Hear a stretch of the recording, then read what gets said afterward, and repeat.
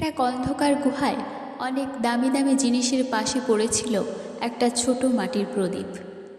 সব জিনিসই ছিল ঝকমকে, সোনা, হীরা, রূপা, আর তারা সবাই একে অন্যকে নিয়ে গর্ব করছিল। হীরাটা বলল, আমি কত দামি জানিস, রাজারা আমাকে মুকুটে রাখে। সোনাটা বলল, আমি ছাড়া কোনো রাজভোজ হয় না। আর ছোট মাটির প্রদীপ চুপ করেছিল, কেউ তাকে দামি মনে করছিল না। একদিন হঠাৎ এক সন্ন্যাসী গুহায় এলো।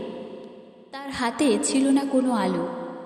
সে সেই ছোট মাটির প্রদীপটা তুলে নিয়ে একটু তেল ঢেলে আগুন ধরিয়ে দিল, আর তখনই সেই অন্ধকার গুহা আলোয় ভরে গেল। সব সোনা হীরা অবাক।